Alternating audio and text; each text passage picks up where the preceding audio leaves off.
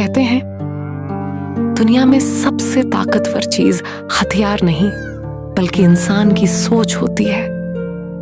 आज मैं आपको एक ऐसे छोटे से बच्चे की कहानी सुनाने जा रहा हूं जिसने अपनी सोच से पूरे गांव की किस्मत बदल दी। उत्तर भारत के एक छोटे से गांव में रहता था नन्हू। गांव छोटा था लेकिन सपने बहुत बड़े। नन्हू हर सुबह खेतों में जाता, पेड़ों से बातें करता और मिट्टी को हाथ में लेकर मुस्कुरा देता। माँ कहती है मिट्टी में भगवान बसते हैं। अगर मिट्टी खुश है तो इंसान भी खुश रहेगा। गांव में एक बुजुर्ग थे, बाबा हरिदत्त।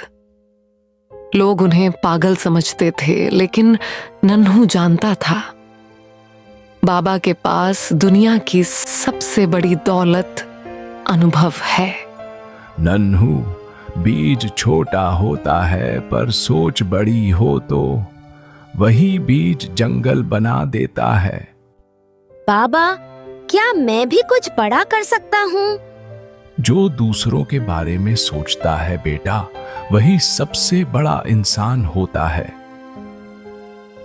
एक दिन गांव में आया रमेश, शहर का बड़ा व्यापारी। उसने गांव वालों से कहा, मैं तुम्हारी जमीन खरीद लूंगा, तुम सबको पैसा मिलेगा और मैं यहाँ फैक्ट्री लगाऊंगा। गांव वाले आपस में फुसफुसाते हुए, पैसा मिलेगा, अब गरीबी खत्म होगी, सोचो शहर जैसी जिंदगी। लेकिन पेड़, नदी, खेत। रमेश हंसकर अरे बच्चा है, इसे क्या पता विकास क्या होता है। फैक्ट्री बनी, पेड़ कटे, नदी सूखने लगी और कुछ ही महीनों में हवा झरीली, पानी गंदा, खेत बंजर होने लगे। गांव वाले इस बात से बहुत चिंतित होने लगे और एक दूसरे से बातें करने लगे। बीमारी बढ़ रही है, फसल नहीं हो रही, पैसा तो खत्म हो गया। भाइयों, अब किया तो किया क्या जाए। नन्हू गांव वालों की बातें सुनकर बाबा के पास गया, इस उम्मीद से कि बाबा कोई ना कोई उपाय जरूर बताएंगे। बाबा, क्या हमसे गलती हो गई? गलती नहीं बेटा, लालच ने अंधा कर दिया। बाबा ने नन्हू को एक छोटा सा बीज दिया। इसे बो दो, लेकिन जमीन में नहीं, लोगों के दिल में। नन्हू एक उम्मीद के साथ बोलता है, मैं कोशिश करूंगा बाबा। अगले दिन नन्हू ने सभी गांव वालों को इकट्ठा किया और समझाने की कोशिश करते हुए बोला, पैसा हमें कुछ समय के लिए खुश कर सकता है, लेकिन प्रकृति हमें जिंदगी देती है। अगर पेड़ नहीं होंगे तो हम भी नहीं होंगे। नन्हू की बात सुनकर गांव वाले शर्मिंदा हो गए और आपस में बातें करने लगे। एक बच्चा हमें सिखा रहा है, हमने सच में गलती की।